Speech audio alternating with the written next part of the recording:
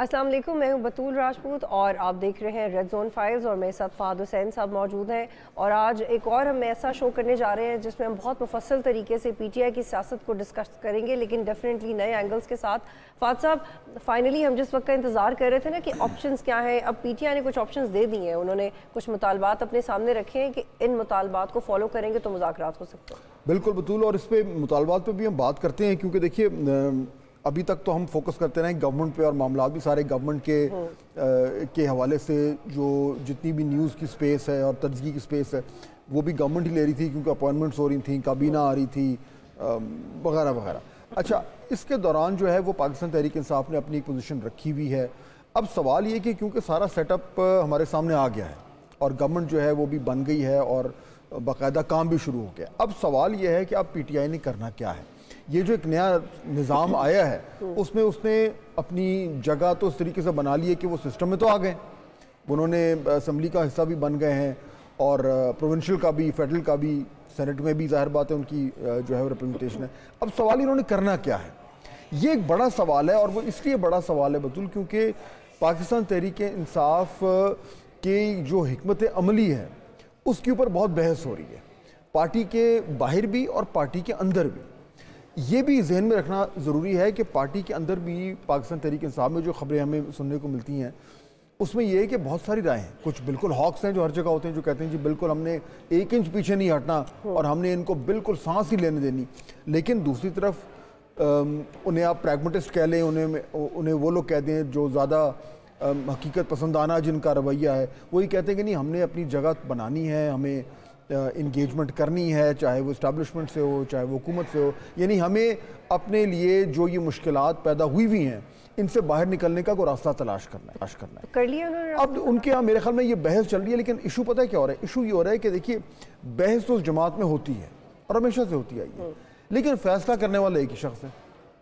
अब वो बहस सुने ना सुने, कई बार ऐसे होता था कि वो बहस अलग हो रही है और बहस के नतीजे में लोगों ने फैसला किया और उसके बाद जब वो खान साहब के पास गए तो खान साहब ने कहा जी बहस सुनने की जरूरत, उन्होंने कहा जी नहीं ऐसा होगा, बात खत्म बात। और अभी भी हमें एक डिवीजन नजर आ रही है कि कोई मुफाहमत की बात करता है तो कोई फिर सख्त बयान दे देता है। बिल्कुल ऐसे ही है। और मैं आपको एग्जांपल दूं कि जिस टाइम पीटीआई की गवर्नमेंट थी तो कई बार ऐसे हुआ कि इनकी हुकूमत से निगोसिएशन हुए और एक ऐसा वक्त था जब उसमें असद कैसर साहब जो तब के स्पीकर थे वो एक बाकायदा कमेटी बनी, उसमें उस वक्त की तो अपोजिशन थी जिसमें PMLN और पीपल्स पार्टी वाले थे, उनके आपस में एक इशू था, उस पर कमेटी बनी, उन्होंने बैठ के आपस में बातचीत की, पूरा एक कंक्लूजन निकाला, कॉम्प्रोमाइज़ किया, कुछ इन्होंने जगह छोड़ी कुछ उन्होंने जगह छोड़ी, वो करा के और ये कुछ कानून साजी हो रही थी उसके हवाले से। पहले वाली मुज़ाकरात की बात कर रहे हैं? नहीं, ये जब इनकी पीटीआई की गवर्नमेंट थी और ये उस वक्त की बात है जब वो कुछ मेरे ख्याल में ये जो हमारे ऊपर कुछ मुश्किलात आई हुई थी तो उसमें ये जो इंटरनेशनली तो उसमें एक कुछ दोनों जो साइड्स के दरमियान जो फैटफ के हवाले से एग्जैक्टली तो कोई कानून साजी होनी थी, उस पर बाकायदा तौर पर दोनों जमातों का बड़ी मुश्किल से कुछ एक कॉम्प्रोमाइज़ हुआ कुछ और फाइनलाइज हुआ कि अच्छा जी हम ये करेंगे और कुछ लोग कुछ दो के बुनियाद पे वो सारा कुछ करने के बाद उन्होंने कहा, जो गवर्नमेंट की साइड थी उस वक्त की गवर्नमेंट पीटीआई, उन्होंने कहा ठीक है जी हम जाके खान साहब से फाइनल अप्रूवल ले लें। उधर गए खान साहब का नो, उन्होंने कहा जी नहीं। अच्छा, और बस नहीं, कोई वजह नहीं, and that was the end of it. और उनकी उस वक्त जिद क्या की वजह बस उन्होंने कहा नहीं, इससे मुझे लगता है कि शायद ये जो अपोजिशन है ये इनको ये बहुत ज़्यादा कंसेशंस ले रहे हैं, नो, ख़त्म बात। तो कहने का मकसद ये है कि पाकिस्तान तहरीक इंसाफ में बहस ज़रूर होती है लेकिन फैसला करने वाला एक ही शख्स है और वो जो मर्जी फैसला कर दे वही होता है। और फाद साहब एक और आपको याद दिला दूं कि 9 मई से पहले आपको याद है कि 9 मई के वाक़यात होने से पहले भी तो मुज़ाकरात के मराहिल हो रहे थे ना, और बड़े इंकरेजिंग थे जिसमें सागदार वगैरह शामिल थे और फिर वो भी एकदम से शट डाउन हो गए थे इमरान खान की। जी बिल्कुल ऐसे हुआ था, एक वक्त ऐसा आया था उस ज़माने की बात करिए जब ये फैसला हो गया था कि जी ठीक है हम इलेक्शन जल्दी कॉल कर लेते हैं और गवर्नमेंट जो है वो भी आमादा हो गई थी, लेकिन उसके बाद जब वो बात खान साहब पे गई उन्होंने कहा नहीं। तो ये बात तो है। तो अब ये जो मामला हो रहा है कि जी हुकूमत की हिकमत अमली क्या होगी, अपोजिशन की हिकमत अमली क्या होगी, उसमें बहस तो बहुत हो रही है लेकिन अल्टीमेटली फैसला उसने करना है जो कि जेल में बैठा है। और वहाँ पे एक मसला खड़ा ये हो गया है कि अब उनके पास एक्सेस कम हो गया। लेकिन इससे पहले कि हम उस पर आए, क्योंकि इसमें मैं बात करना चाहूँगा कि अब जो पीटीआई की जो लीडरशिप है उसके लिए प्रॉब्लम क्या खड़ा हो रहा है फैसला साजी के हवाले से। रोज़ाना की बुनियाद पर अगर उनका खान साहब से जो राब्ता है उस तरीके से कटने जा रहा है, जो कि कटने जा रहा है। लेकिन उससे पहले हम बात कर रहे हैं 3 ऑप्शंस की। अब वो 3 ऑप्शंस जो हैं वो क्या दिए उन्होंने? वो उन्होंने ये दिए कि जी 10 हल्के खुलवा दें और सियासी कैदी रिहा करें और एहतजाज की इजाज़त चाहिए। यानी ये 3 अगर वो करने जोगे और सियासी कैदी में फिर इमरान खान साहब को भी इंक्लूड करेंगे नंबर 1 पे, और ये अभी क्लियर नहीं कि मुज़ाकरात करने किससे, तो ये तो फिर यानी ना ही समझे ना फिर तो इस बात को। तो ये तो होने ऑब्वियसली ये ठीक है, उनका मुतालबा है और वो मुतालबा होना भी चाहिए, लेकिन ये प्रैक्टिकल है नहीं। अब उसके नतीजे में जो इस वक्त हमें रवैया देखने आ रहा है, मैं 2 एग्जांपल आपके सामने रखता हूँ और उसके बाद फिर हम हमारे पाकिस्तान तहरीक इंसाफ से हमें गेस्ट ज्वाइन कर रहे हैं, उन्हीं से हम बात करते हैं। पहला तो एक एग्जांपल है जो मरवत साहब हैं पीटीआई के जो रहनुमा हैं, उन्होंने क्या कहा, शायद हमारे पास कुछ है भी, सुनवाते जरा कि उन्होंने क्या कहा। अब क़यादत ने संजीदगी से ये फैसला किया है, हमें खान की रिहाई के लिए और अपने मैंडेट की रिकवरी के लिए हमारा एहतजाज जो है वो पार्लियामान से बाहर निकल के सड़कों, रोडों पे और अडियाला जेल में भी होना चाहिए। अगर खान साहब की मुलाकातों पे पाबंदी खत्म नहीं होती, पाकिस्तान तहरीक इंसाफ के तमाम इलेक्टेड पार्लियामेंटेरियंस हैं, वो एहतजाज उस वक्त तक होगा कि या तो ये हमें बिल्कुल कुचल दें, खत्म ही कर दें। अभी देखिए इसमें तो बिल्कुल वो क्लियरली कह रहे हैं कि हम सड़कों पे आएंगे और वो हम एहतजाज करेंगे। उससे पहले कुछ और लोगों ने भी इस तरह की बातें की हैं कि अब तो एहतजाज ही होगा और ऐसा होगा कि कभी इसको हमने देखा ही नहीं होगा। तो मामला जो मुझे नज़र आ रहे हैं ना वो तो ये है कि पाकिस्तान तहरीक इंसाफ ने इस वक्त ये फैसला किया हुआ है कि जी हमने जो है वो किसी भी तरीके से कोई भी मुफाहमती अमल का हिस्सा नहीं बना। अच्छा, ऊपर से और 9 मई पे भी बार बार स्ट्रेस करते हैं, खुद ही स्ट्रेस करते हैं कि उस जैसे वाकयात हो सकते हैं। क़यामत सुगरा वाला भी एक शॉट था, ऑब्वियसली हम सब नहीं चला सकते, लेकिन ये कि अब देखें कि इंटेंसिटी बहुत बढ़ गई है। बिल्कुल है। अब लेकिन मसला ये है कि मैं और मुझे समझ आ रही ना कि इनके पास एक्चुअली वो चॉइस है कोई नहीं। अगर ये मुफाहमती अमल में जाते हैं तो इनको क्या मिलेगा? अगर आप उनके नुक्ता नज़र से देखें तो एक्चुअली पाकिस्तान तहरीक इंसाफ के लिए एक प्रॉब्लम हुआ है कि अगर वो मुज़ाहमती अपना जो रवैया है उसी को बरकरार रखते हैं तो फिर उन्होंने जिस तरीके से इस्टेब्लिशमेंट से इंगेजमेंट करनी है या किसी तरीके से वापसी की राह जो है वो अपने लिए ढूंढनी है, वो उनको मिलना मुश्किल होगा। लेकिन अगर वो मुफाहमत की तरफ जाते हैं तो फिर इन रिटर्न जो वो मांग रहे हैं उनको मिल नहीं सकता। लेकिन फाद साहब, पंजाब असम्बली को लेके तो पीटीआई ने बड़े अच्छे बिहेवियर का मुजाहरा किया है। वो शेडो कैबिनेट बनाने की बात कर रहे हैं, कह रहे हैं हम देखेंगे काम कैसे करें। तो अच्छा, पॉलिटिकल मैच्योरिटी तो है, पॉलिटिकल मैच्योरिटी है ये। लेकिन अगेन फिर सवाल यही होता है कि ये इसमें से एक्चुअली पॉलिसी किसकी है? यानी यही तो जो मैं नुक्ता आपके सामने रखना चाह रहा हूँ कि मुतज़ाद किस्म के सिग्नल मिल रहे हैं। कहीं पे वो कह रहे हैं कि जी हम शैडो कैबिनेट भी बना रहे हैं, कहीं वो कहते हैं कि जी हम तो उनको वज़ीर आज़म मानते नहीं, ये तो हम पार्लियामेंट को मानते नहीं, हम तो जाली है। तो ये जो एक तज़ाद है इनके बयानात में, इनकी हिकमत अमली में और इनकी जो प्लान ऑफ एक्शन है, यही वो प्रॉब्लम है जो इस टाइम पीटीआई को जिसको सबसे ज़्यादा बड़ा सामना है। अच्छा, अब इसमें थोड़ा सा मैं बात करना चाहूँगा कि जो लीडरशिप प्रॉब्लम इनको होने जा रहा है उसमें उससे क्या हो सकता है आने वाले दिनों में। लेकिन उससे पहले अगर हम वलीद इकबाल साहब को शामिल करते हैं, चलें। बहुत शुक्रिया वलीद इकबाल साहब, आप प्रोग्राम में ज्वाइन करें। जी वलीद साहब, अस्सलाम वालेकुम। जी वेलकम जी, वालेकुम सलाम जी, thank you for having me. Thank you Waleed साहब। आज जो हम गुफ्तगू कर रहे हैं ना वो ये कि पाकिस्तान तहरीक इंसाफ के पास अब क्या ऑप्शंस हैं। एक तो हमें नज़र आ गया क्लियरली कि जी एहतजाज करना है, प्रोटेस्ट करना है, बयानात भी हमें नज़र आ रहे हैं और ये भी कहा जा रहा है कि इसी महीने जो है वो सड़कों पे एहतजाजी एक मुहिम जो है वो शुरू हो जाएगी। ये भी कहा जा रहा है कि जी क्योंकि हमें दीवार के साथ लगाया जा रहा है, हमारे लोगों को जेलों में बंद किया हुआ है। इमरान खान साहब का जाहिर बात है, नेचुरल सी बात है, बार बार आप जिक्र करते हैं। अब सवाल मेरा ये है कि इस वक्त एक्चुअली पाकिस्तान तहरीक इंसाफ जो है वो पॉलिटिकली चाहती क्या है? क्योंकि देखिए पार्लियामेंट का साथ तो आप बन गए हैं, उसको आप जाली तो कह नहीं सकते because you are part of that parliament. लेकिन अब अगर आप सड़कों में जाएंगे तो आप सड़कों में जाके क्या करना चाहते हैं? उसकी एंड गेम क्या है आपके ज़हन में? देखें जी, वो हमारी सरगर्मी को ज़रा 1 मिनट के लिए ज़रा सानवी हैसियत अगर दे दें, जो हम असल जो बुनियादी मामला है जिसके ऊपर हम जो है डटे हुए हैं और बिल्कुल हम उस पर बैक ऑफ नहीं कर रहे, वो तो ये जो खुली वारदात हुई जो इलेक्शन पर ये उसका जो है असल जो है इशू है जो हमारे सामने है, और जिसके हवाले से हमारा एतराज़, हमारा एहतजाज, हमारी नाराज़गी वो हर मुमकिना फोरम पे जो है वो उसका इजहार होगा। वो पार्लियामेंट जो है, ठीक है जी, उसमें हमें अच्छी तरह पता है कि उसमें मैंडेट हमारा चुराया गया है, और हमें अंदाज़ा भी है कि कहाँ कहाँ पे और किस किस नशिस्त के ऊपर ये हुआ है। लेकिन उसके बारे में एक कानून की इस्तिलाह होती है बीइंग अ परसिस्टेंट ऑब्जेक्टर, कि अगर आपका अपना एतराज़ और अपनी नाराज़गी जो है उसका मुसलसल इजहार करते रहें, उससे ये फिर वाज़ेह रहता है कि जी आप उसको जो है सरेंडर नहीं कर रहे अपनी पोजीशन को। ठीक है, चलें, ये तो एस्टैब्लिश तमाम फोरम्स जो हैं उसमें अदालतें भी हैं, इलेक्शन, इवन इलेक्शन कमीशन जिसमें हमको जीरो एतमाद है उससे भी रुजू करते हैं हम जब भी हमें करना पड़ता है। ये वाला पॉइंट एस्टैब्लिश हो गया। अब नेक्स्ट इससे हासिल क्या होगा? एक तो ये हो गया कि चलेंगी जी आपने आपका जो बयानिया है वो पब्लिक डिस्कोर्स का हिस्सा है, रोजाना की बुनियाद पर हमें सुनने को मिल रहा है, फेयर इनफ, डन। उसके आगे क्या होगा?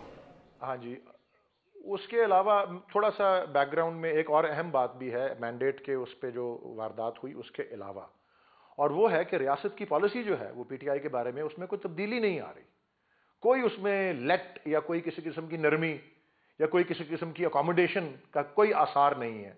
वो जिस तरह से पूरा पोलिंग और प्री पोलिंग प्रोसेस था, कामजदगी, campaign, polling results, counting, symbol छीन लेना, वो मुसलसल जारी रहा। किस तरह से आप देख रहे हैं कि फिर उसके बाद मखसूस नशिस्तों पे क्या हुआ, चले वो इलेक्शन कमीशन और हमारे दरमियान था, लेकिन पॉलिटिकल पार्टीज जंप इन कर गई उसमें, और बिल्कुल ऐसा नजर आ रहा था जैसे स्टेज्ड है।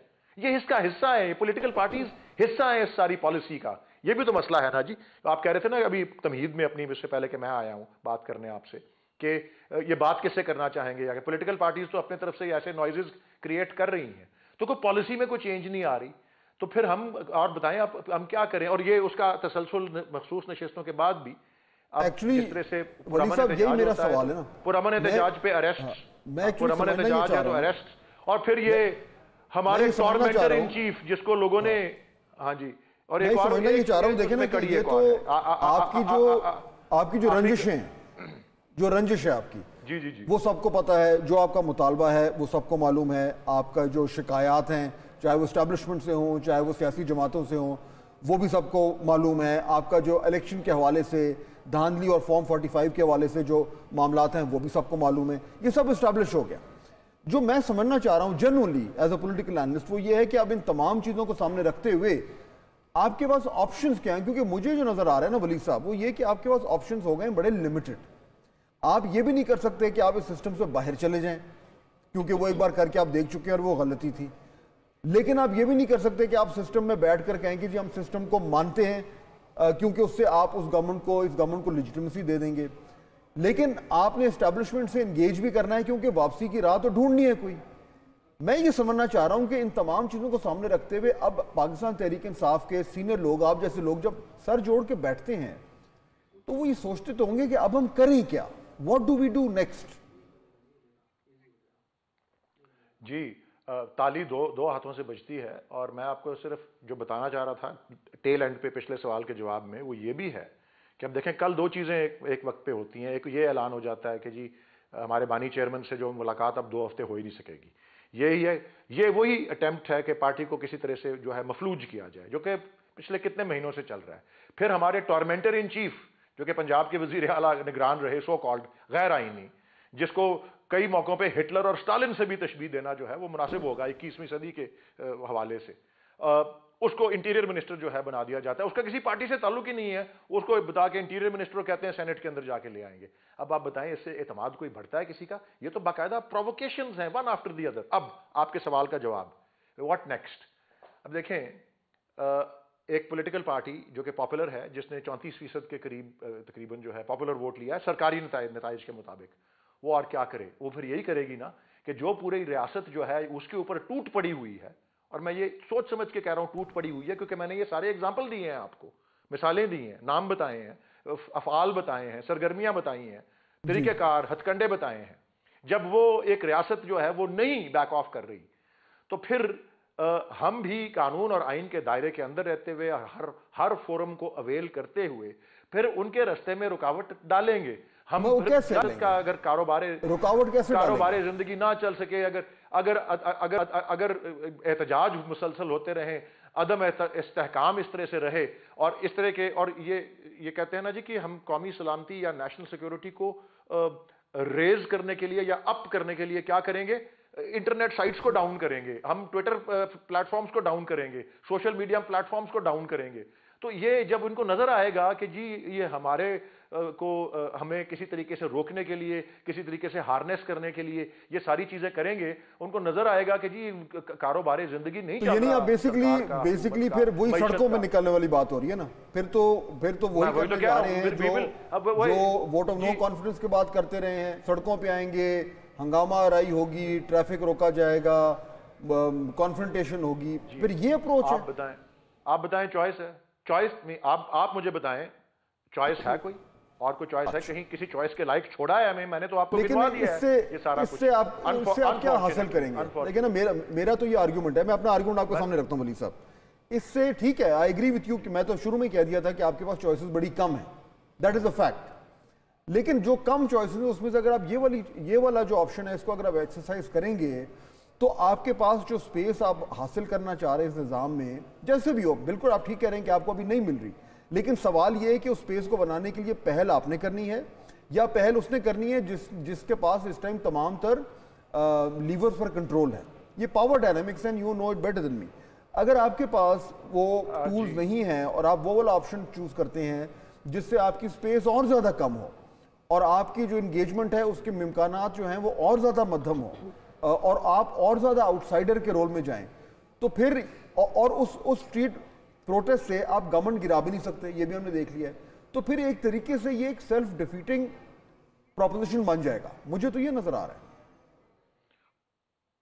नहीं, इस तरह की जो सरगर्मी है, और मैंने रिपीट करना चाहता हूं, कानून और आइन के दायरे में रहते हुए पुरअमन और गैर मुसल्लह एहतजाज जिसका आर्टिकल 16 हमें वादा करता है, इसके नतीजे में और यहाँ पाकिस्तान में भी और दीगर ममालिक में भी मिसालें मौजूद हैं that it eventually forces the जो भी रेजीम है, जो भी रियासत है, to then extend olive branch और शुरू करें। और मेरे नज़दीक आप कह रहे हैं ना कि वो कौन हाथ बढ़ाएगा, मेरे ख्याल में ये पावर डायनामिक्स और सारी चीज़ में पाकिस्तान के लोगों का हाल जो है वो सब लोग भूल जाते हैं।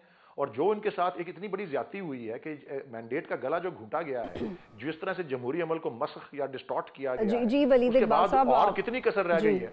जी वलीद इकबाल साहब, आपका जवाब आ गया। अभी कह रहे हैं कि ऑलिव ब्रांच गवर्नमेंट उनकी जिम्मेदारी बनती है, लेकिन मैं एक सवाल आपके सामने रखना चाहती हूँ। आपने कहा कि रियासत ने अपनी पॉलिसी नहीं बदली, तो वलीद इकबाल साहब माजरत के साथ पॉलिसी तो आप लोगों ने भी अपनी नहीं बदली। इसमें सही कौन है गलत कौन है वो एक बिल्कुल अलग बहस है, लेकिन फ्लेक्सिबिलिटी का मुजाहरा तो आपने भी नहीं किया। और अगर आपने मुज़ाकरात की ऑप्शन दी भी है तो वो भी कंडीशंस के साथ, क्योंकि आप बार बार ये कहते हैं कि 9th में तो बार बार हो सकता है, तो आप भी फ्लेक्सिबिलिटी नहीं दिखा रहे। आपके क्रेडेंशियल्स का, आपके मैंडेट का एहतराम है, लेकिन आप खुद ही अपने पाँव पे कुल्हाड़ी मारते हैं बार बार वो गलतियां करके जो आप माजी में दोहरा रहे हैं। नहीं जी, ये 9 मई के बार बार होने का बयान जो है वो ना मैं कभी ओन करूंगा एज अ पार्टी। मरवत साहब देते हैं, पार्टी की ऐसी पोजीशन मरवत साहब देते हैं, अगर मरवत कुछ साहब घंटों पहले दिया उन्होंने। मैं इसको उनकी जाती राय गर्दानूंगा। ये मैं आपको अपनी बात बता रहा हूँ as a spokesman of the party, मैं उसको उनकी जाती राय गर्दानूंगा।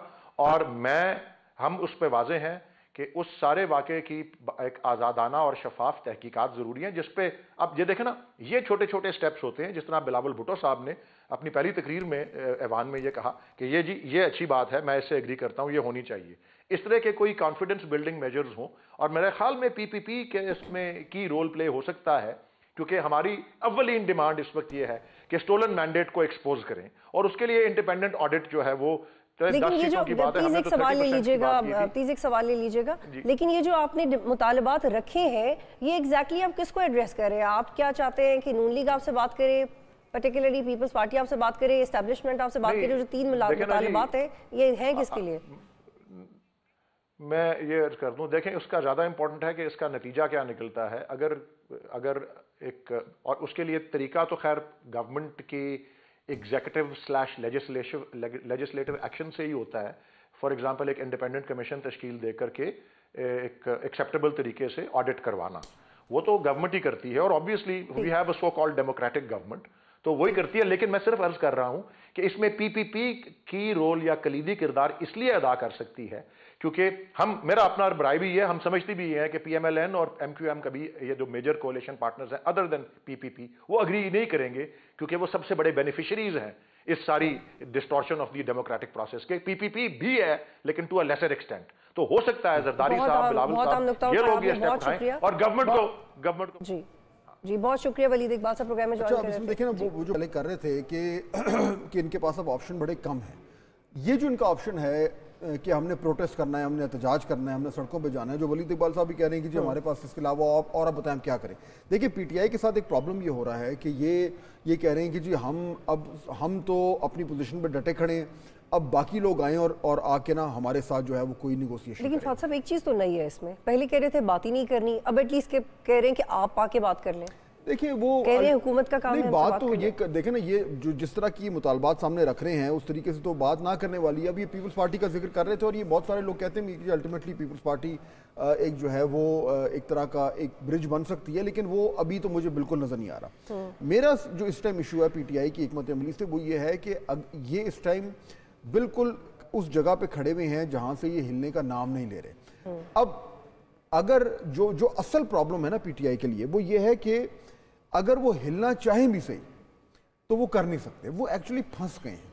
फंस इसलिए गए हैं क्योंकि अगर वो किसी भी तरीके से खुद मुफाहमत का हाथ आगे बढ़ाएं तो उन्हें अपने ही तमाम तर जो एक उन्होंने अपनी पोजीशन ली हुई है उसको डाइल्यूट करना पड़ेगा, और वो अपने लोगों को, अपने सपोर्टर्स को क्या कहेंगे। जो देखें ना, वो तो हमेशा से कहते रहे कि जी हम ये सारे माफिया हैं, ये चोर हैं, डाकू हैं, हमारे साथ इतनी ज्यादती हुई, जो मतलब कोई ऐसी चीज़ रह नहीं गई जो उन्होंने इस्टेब्लिशमेंट को या इन जमातों को ना कहा।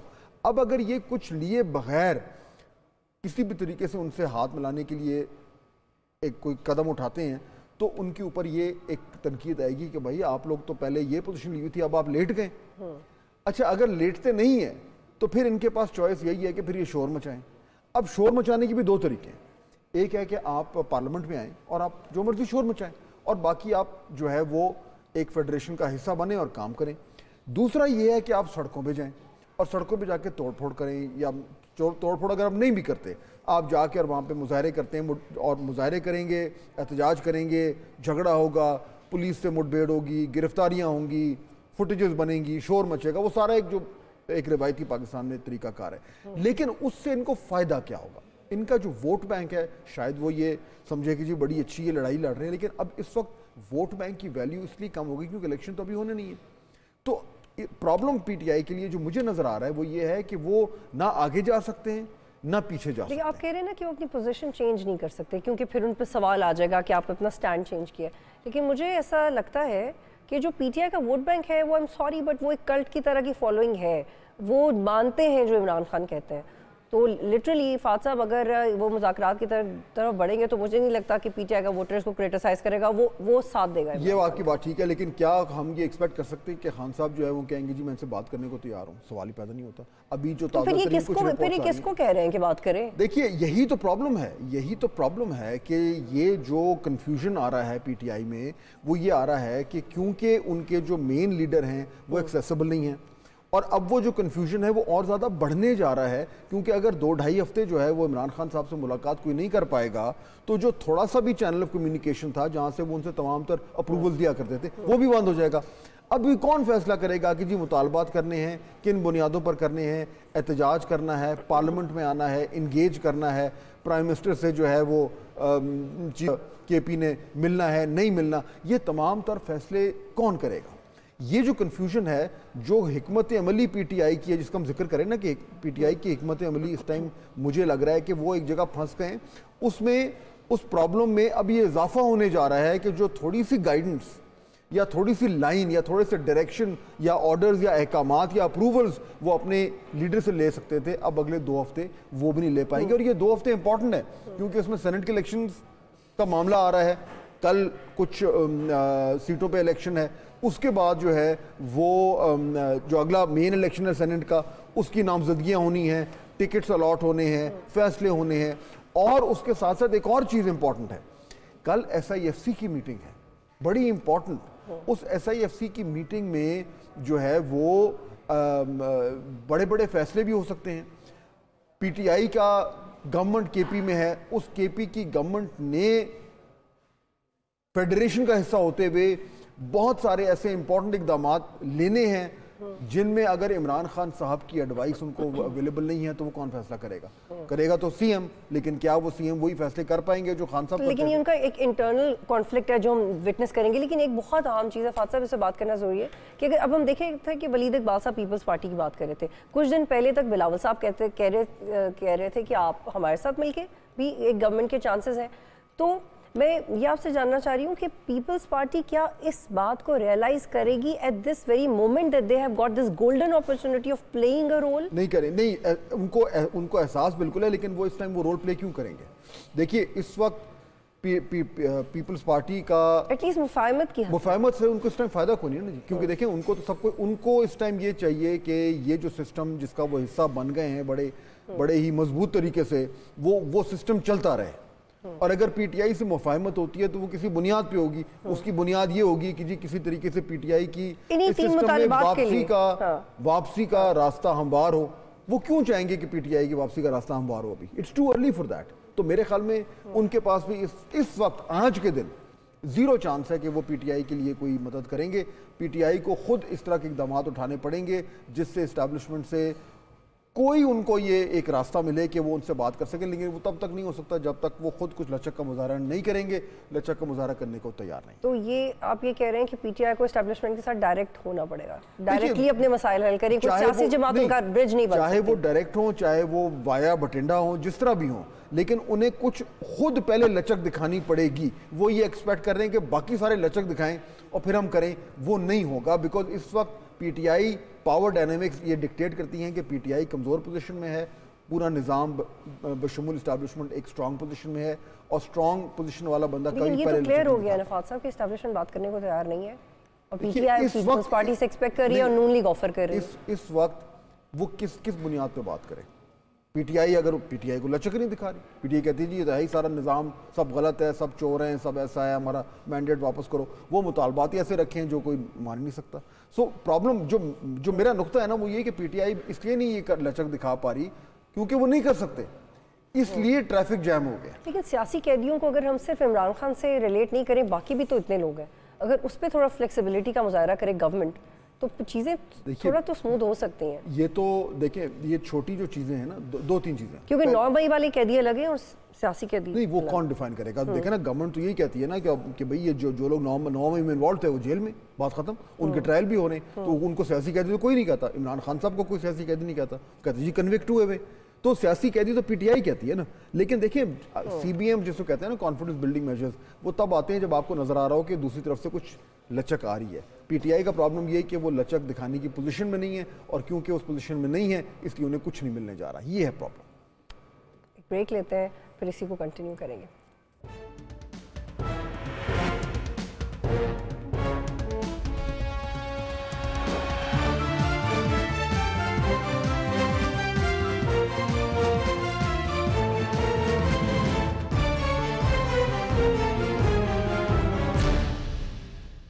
प्रोग्राम में खुश आमदीद। फात साहब, हम जब भी ये मौजूद डिस्कस करते हैं मेरी कोशिश होती है कि शायद हम कोई ऐसी बात कर लें जिससे समझ आ जाए कि हालात किस तरह से बेहतर होंगे, पॉलिटिकल स्टेबिलिटी किस तरह से आएगी, लेकिन हम एक बंद गली में हमेशा देखिए पॉलिटिकल स्टेबिलिटी के लिए तो हमें एक जो फ्रेमवर्क है वो नजर आना शुरू हो गया है। अब उसमें से अल्टीमेटली होती है नहीं होती, लेकिन जो एक स्ट्रक्चर बनना चाहिए वो बनना शुरू हो गया है।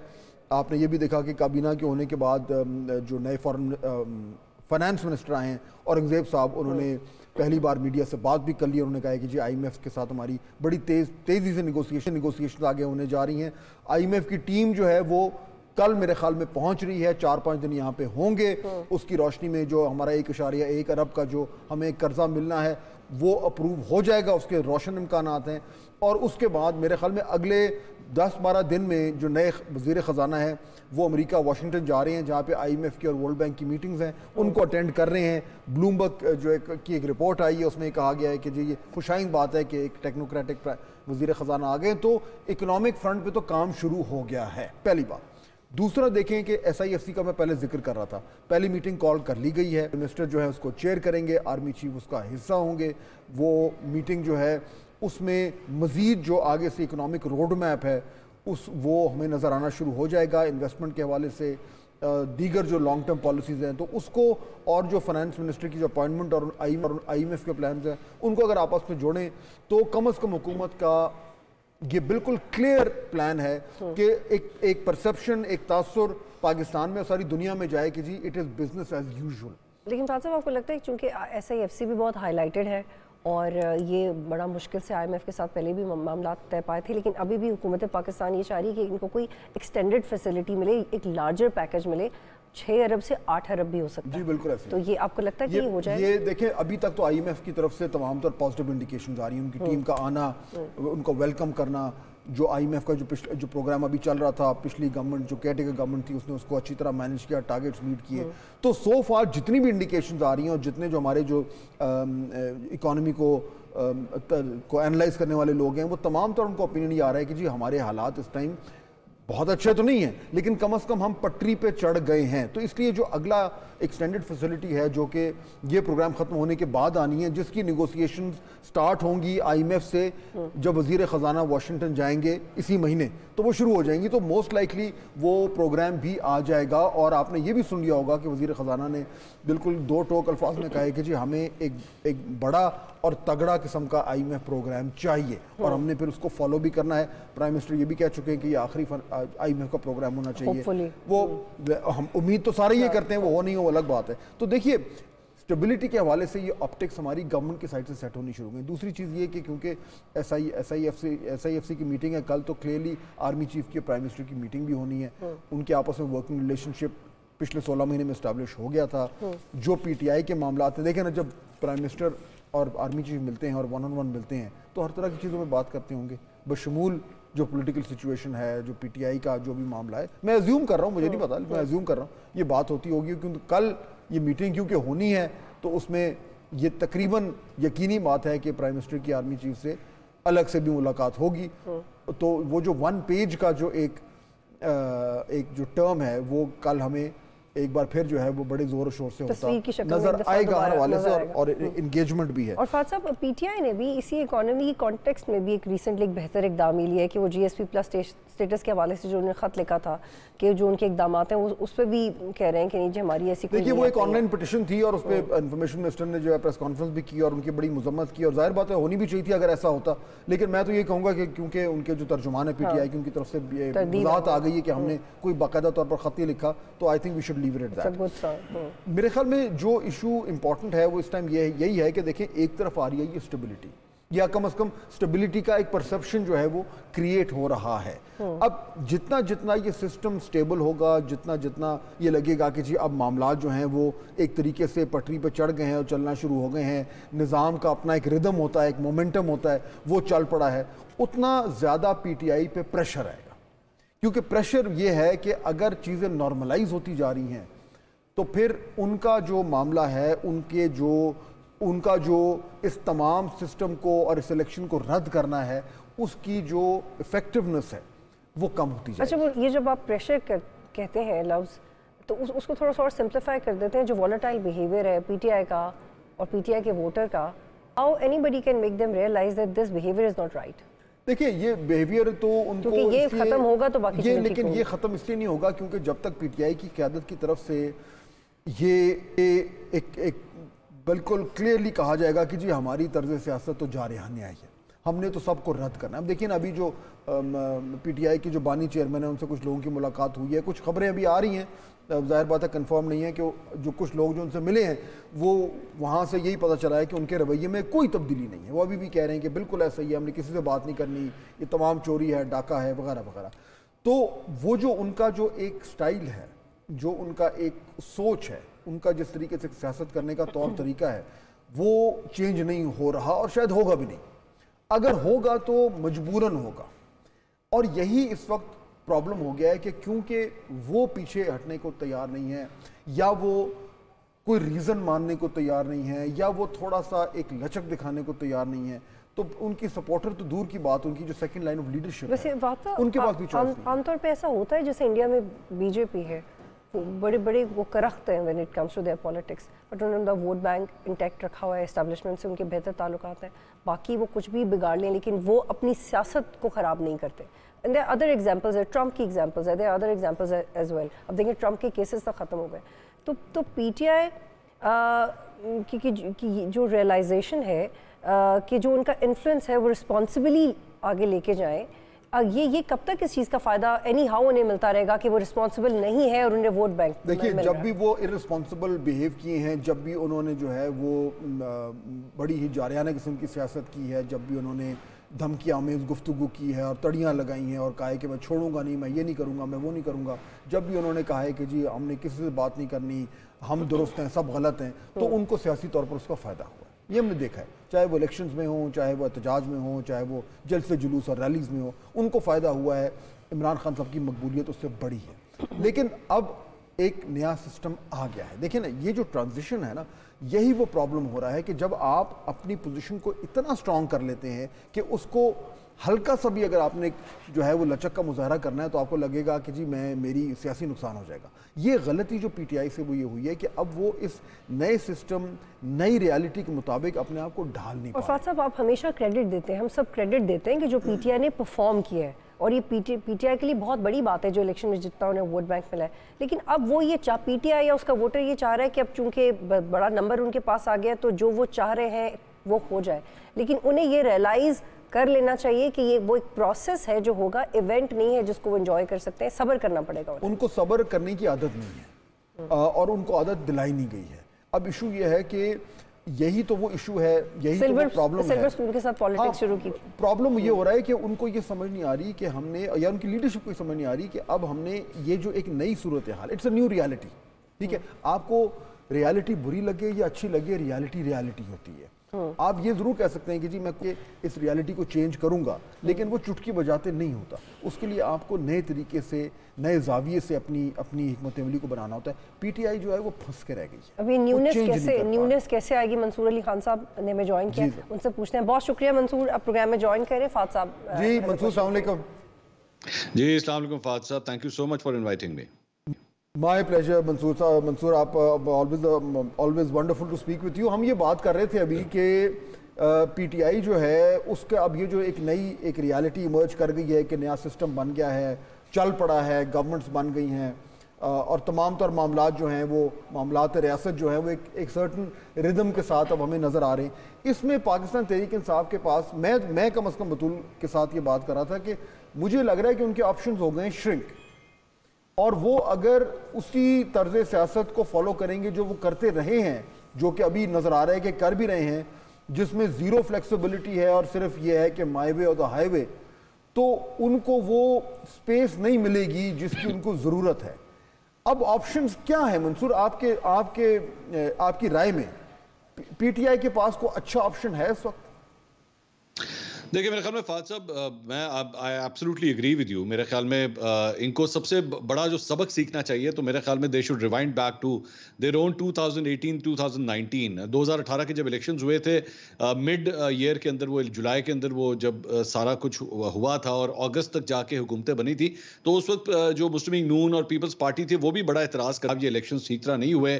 शुरू में थोड़ा बहुत एहतजाज भी उन्होंने किया। मुझे याद है इलेक्शन कमीशन ऑफ पाकिस्तान के सामने एक उन्होंने एहतजाज किया था जिसमें शहबाज शरीफ साहब आए ही नहीं थे। उन्होंने कहा था मेरी कमर में दर्द है, तो वो आए नहीं थे उस वक्त। और ग्रेजुअली थिंग्स स्टार्टेड रोलिंग, तो मतलब कुछ भी नहीं हुआ था, दैट्स इट, और सब कुछ वैसे ही चलता रहा था। उसमें तो मुस्लिम लीग नून के पास तो उस वक्त हुकूमत भी कोई नहीं थी। यहाँ पे तो पाकिस्तान तहरीक इंसाफ के पास फिर भी खैबर पख्तूनख्वा की हुकूमत है, कुछ भी नहीं था उनके पास। लेकिन सिस्टम जो है खुद ब खुद चलता रहा। यहाँ पे मुझे पाकिस्तान तहरीक इंसाफ के अंदर एक जो बहुत बड़ा इशू लग रहा है वो ये है कि एक चादर है और उस चादर को बहुत से लोग जो है वो खींच रहे हैं। वो जिसे कहते हैं ना, too many cooks are spoiling the broth. तो मैं छोटी सी एग्जांपल आपको शहबाज गिल साहब की देता हूं। वो अब अमेरिका में बैठे हुए हैं। अमेरिका से बैठ के उन्होंने कल एक ट्वीट किया और उन्होंने कहा कि ये जो इमरान खान साहब की जो मुलाकातें बंद हुई हैं, ये शहबाज शरीफ के अंदर इतना दम नहीं है, ये एस्टैब्लिशमेंट करवा रही है। डायरेक्टली उन्होंने इल्जाम जो है वो एस्टैब्लिशमेंट के ऊपर लगाया एंड ही रोट इट। तो यहाँ की जो लोकल की आदत है वो ये कोशिश कर रही है कि किसी तरह हमारे एस्टैब्लिशमेंट के साथ चैनल ऑफ कम्युनिकेशन खुले। आरिफ अलवी साहब का बयान आया, उन्होंने कहा कि मैंने बहुत कोशिश की है, मैं अभी भी कोशिश कर रहा हूं, लेकिन कोई हेडवे मुझे नहीं मिल रहा।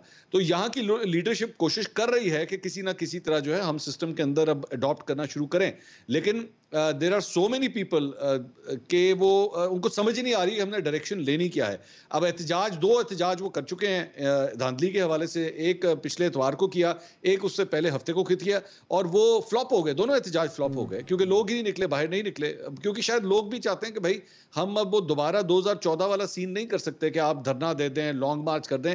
Let's go get on with that. आप लोग कानून के हिसाब से अदालतों के अंदर करें जो कुछ आपने करना है। अच्छा, मैं अभी ना हम प्रोग्राम में बात कर रहे थे वलीद इकबाल साहब से, और मैं उनसे यही सवाल कर रहा था कि क्या ऑप्शन तो आपके पास बड़े कम हैं, और चले आपने कहा कि जी हमारे साथ बड़ी ज्यादती हुई है और हमारा इलेक्शन जो है, हमारा मैंडेट चोरी किया गया है, ये तमाम तरह आपकी जो शिकायतें, रंजिशें हैं, आपने चले इनको हर प्लेटफॉर्म इस्तेमाल करके आपने इनको रोज़ाना की बुनियाद पर बाआवाज़ बुलंद कहना शुरू कर दिया। ठीक है, आपने कर लिया, उसके बाद क्या करेंगे?